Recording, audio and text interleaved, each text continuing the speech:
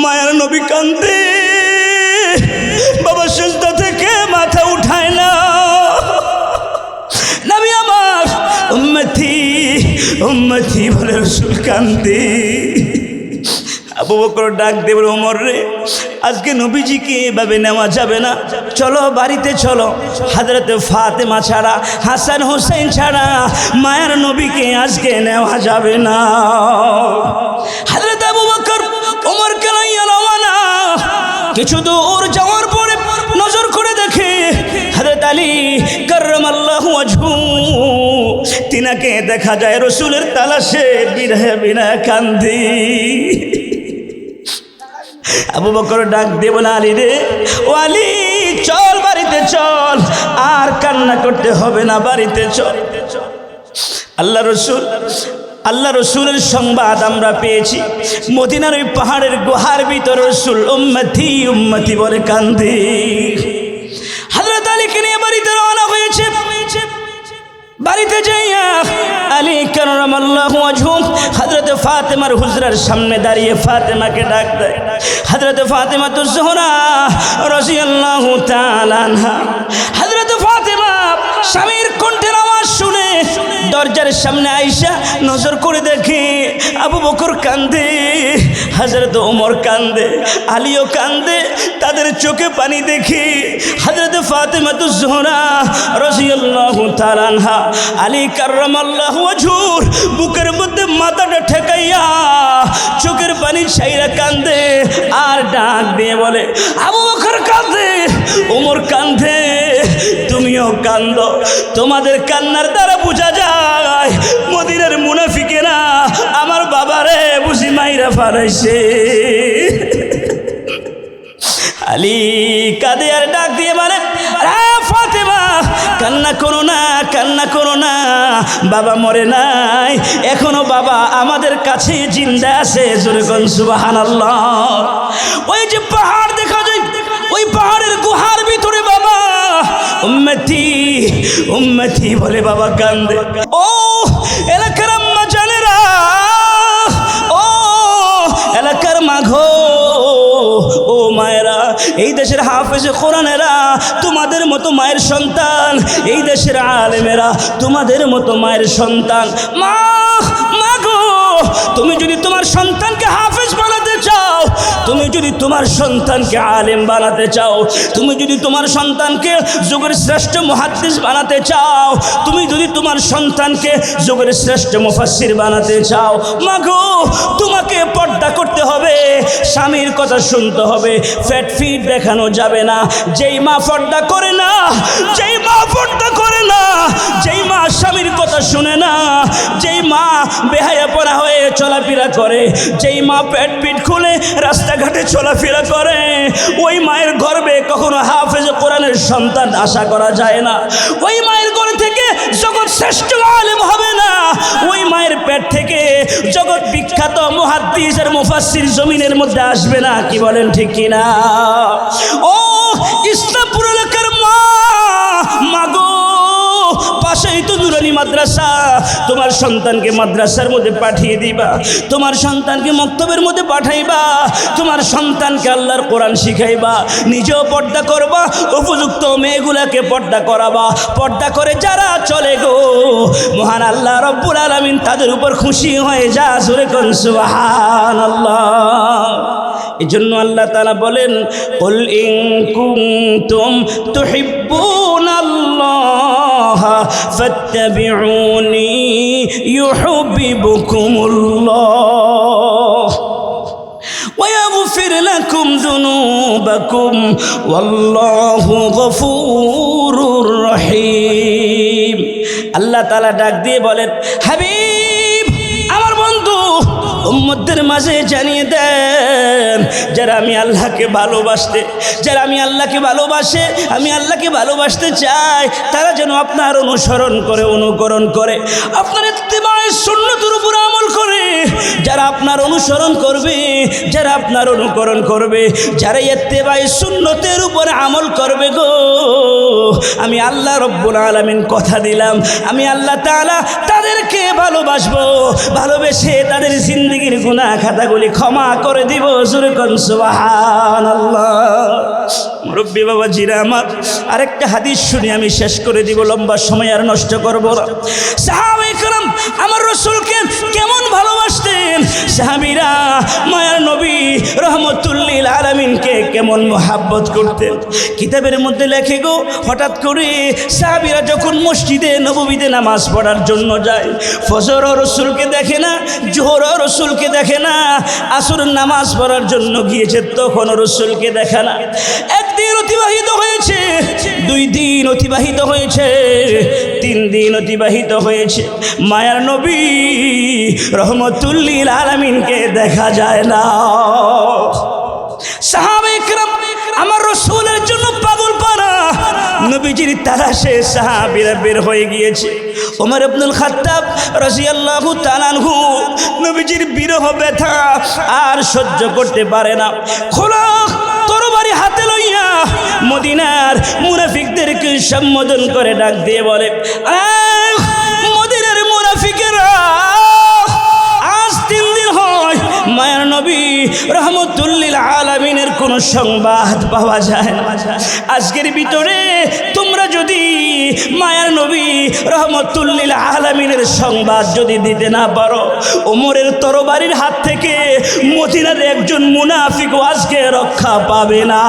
আল্লাহু আকবার। ওমর ইবনুল খাত্তাব রাদিয়াল্লাহু তাআলা যখন গর্জন দেওয়া আরম্ভ করেছে, মদিনার মুনাফিকেরা থর থর করে কাঁপতে লাগলেন। মদিনার মুনাফিকেরা একজন আরেকজনকে ডাক দিয়ে বলে, আমরা তো মুহাম্মদুর রাসূলুল্লাহ সাল্লাল্লাহু আলাইহি ওয়াসাল্লামের খবর জানি না, না জানি উমর আবার কি করে। উমর বড় গরম মানুষ, মেজাজ গরম।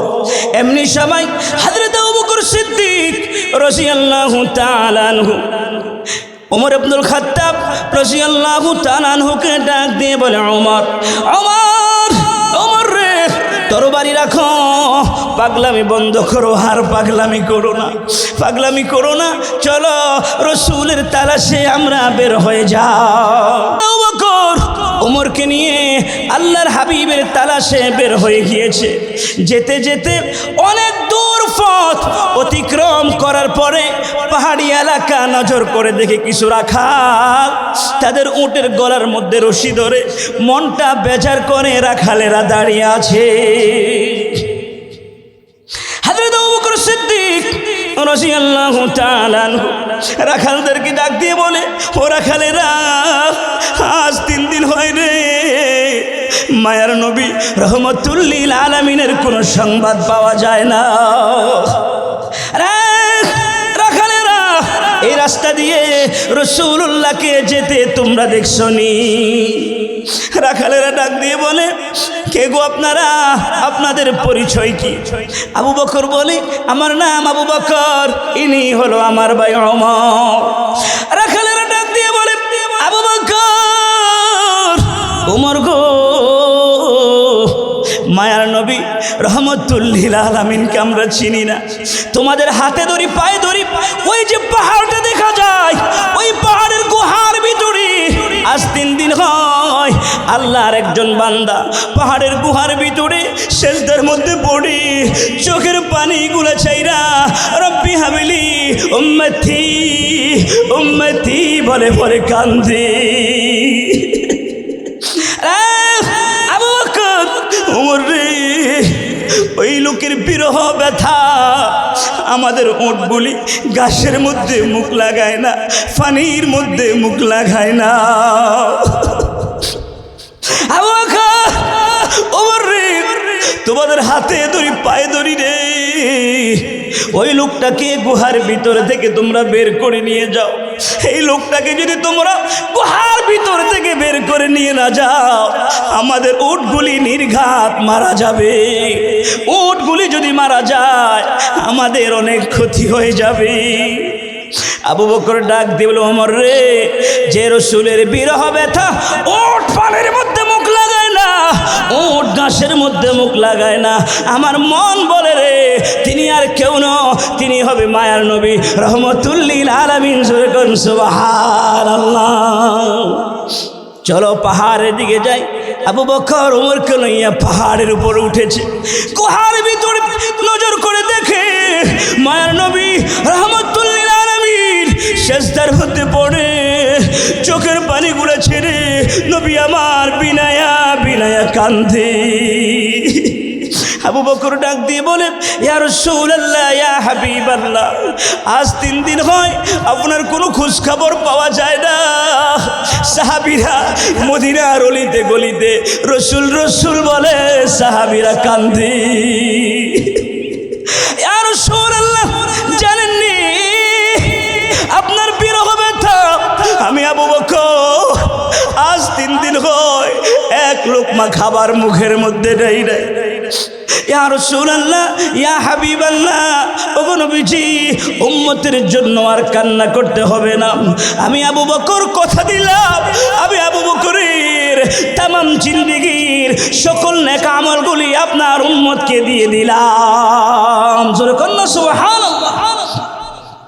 আল্লাহর হাবিব সেজদা থেকে মাথা উঠায় না। উম্মতি উম্মতি বলে রসুল কান্দে। হযরত ওমর ইবনুল খাত্তাব রাদিয়াল্লাহু তাআলা আনহু মায়ার নবীর কাছে গিয়ে ডাক দিয়ে বলে, ইয়া রাসূলুল্লাহ, ইয়া হাবিবাল্লাহ, ওগো নবীজি তাকিয়ে দেখেন কে এসেছে। আমি তো সেই ওমর, যে ওমর অমুসলিম থাকাকালে আবু জাহালের কথা শুনে 100 উটের লোভে খোলা তরবারি লইয়া রওনা হয়েছিলাম মুহাম্মাদুর রাসূলুল্লাহ সাল্লাল্লাহু আলাইহি ওয়াসাল্লামের গর্দান থেকে মাথাটা আলাদা করে দেওয়ার জন্য। কিন্তু মায়ার নবী রহমতুল লিল আলামিনের চেহারা দেখে আমি ওমর ইবনুল খাত্তাব আর বরদাস্ত করতে পারি নাই, সহ্য করতে পারি নাই। সাথে সাথে তাওহীদের কালেমা পড়ে মুসলমান হয়ে যাই। জোরে কোন সুবহানাল্লাহ। ইয়া রাসূলুল্লাহ, ইয়া হাবিবাল্লাহ, ওগো নবীজি, উম্মতের জন্য আর কান্না করতে হবে না।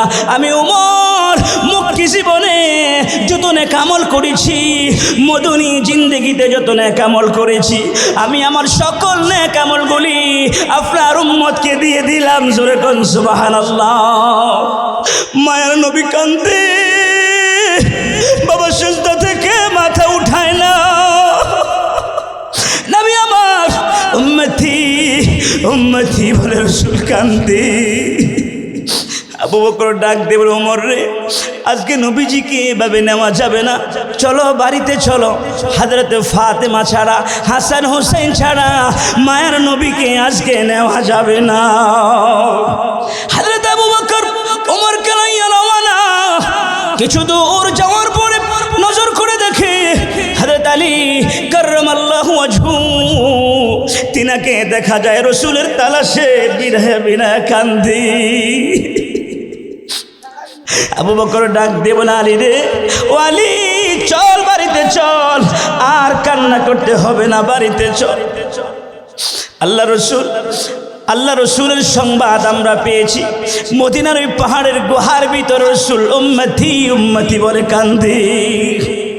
হযরত আলীকে নিয়ে বাড়িতে রওনা হয়েছে। বাড়িতে যাইয়া আলী কাররামাল্লাহু ওয়াজহু হযরতে ফাতেমার হুজরার সামনে দাঁড়িয়ে ফাতেমাকে ডাক দেয়। হযরতে ফাতেমাতুজ জোহরা রাদিয়াল্লাহু তাআলা আনহা, হযরতে ফাতেমা স্বামীর কণ্ঠের আওয়াজ শুনে দরজার সামনে আইসা নজর করে দেখে আবু বকর কান্দে, হযরত ওমর কান্দে, আলীও কান্দে। তাদের চোখে পানি দেখে হযরতে ফাতেমাতুজ জোহরা রাদিয়াল্লাহু তাআলা আনহা আলী কাররামাল্লাহু ওয়াজহুর বুকের মধ্যে মাথাটা ঠেকাইয়া চোখের পানি ছাইরা কান্দে আর ডাক দিয়ে বলে, আবু বকর কান্দে, ওমর কান্দে, তুমিও কান্দো। তোমাদের কান্নার দ্বারা বোঝা যায় মদিনার মুনাফিকেরা আমার বাবারে বুঝি মাইরা ফালাইছে। আলী কাঁদে আর ডাক দিয়ে বলে, ফাতেমা, কান্না করো না, কান্না করো না, বাবা মরে নাই, এখনো বাবা আমাদের কাছে জিন্দা আছে। জোরে কোন সুবহানাল্লাহ। ওই যে পাহাড় দেখা যায়, ওই পাহাড়ের গুহার ভিতরে বাবা উম্মতি উম্মতি বলে বাবা কান্দে। হযরত ফাতেমা হাসান হুসাইনকে লইয়া রহমতুল্লিল আলামিনের কাছে চলে যায়। আমার রাসূলের কাছে গিয়ে ডাক দিয়ে বলে, ইয়া রাসূলুল্লাহ, ইয়া হাবিবাল্লাহ, বাবা গো, ও বাবা, তুমি তো জানো আমার জনম দুঃখিনী মা নাই। তোমাকেও যদি না দেখি আমি ফাতেমা সহ্য করতে পারি না। বাবা, তুমি কোথাও যাওয়ার সময় শেষ বিদায়টা আমার কাছ থেকে নিয়ে যাইতা। আজ 3 দিন হয় গো বাবা, তোমার কোনো সংবাদ পাওয়া যায় না। চলো বাড়িতে চলো, হাসান হুসাইন এসেছে তোমাকে নেওয়ার জন্য। আমার রাসূল কাঁদে, সেজদা থেকে মাথা উঠায় না। বাবার কান্না মেয়ে সহ্য করতে পারে না। হযরত ফাতেমা সেজদার মধ্যে পড়ে আমার আল্লাহকে ডাক দিয়ে বলে, মালিক আল্লাহ, আমার আব্বাকে আর কত কাঁদাইবা?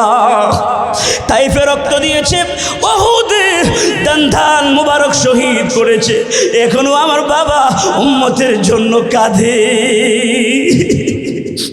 আমার বাবার চোখের পানি আমি ফাতেমা সইতে পারি না।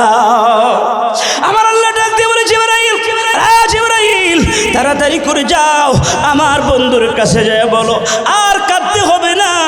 আমি আল্লাহ তাআলা ঘোষণা করে দিলাম, আমি বুঝেছি আমার রাসূল উম্মতকে কত বেশি ভালোবাসে।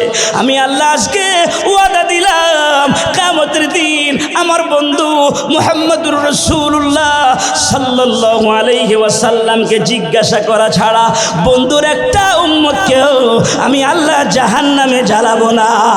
নারায়ে তাকবীর, নারায়ে তাকবীর। মুরব্বী বাবাজিরা গো, যে রাসূল উম্মতকে এত ভালোবাসে, যে রাসূল উম্মতের জন্য কাঁদে, ওই নবীর শানে যদি কেউ বেয়াদবি করে, ওই নবীর চরিত্র উপরে কেউ যদি আঘাত করে, ওই নবীর শানে যদি কোনো নাস্তিকের মুরতাদ বেয়াদবি করে, আমরা মুসলমান সেটা বরদাস্ত করতে পারি না। কি বলেন ঠিক কি না? আজকের মাহফিল থেকে হুঁশিয়ার করে জানিয়ে দিতে হবে, রাসূলের শানে যদি কেউ বেয়াদবি করে, আমরা মুসলমান সেটা বরদাস্ত করব না। কি বলেন ঠিক না? হয় না? কারা কারা একমাত্র হাত তুলে আল্লাহকে দেখা।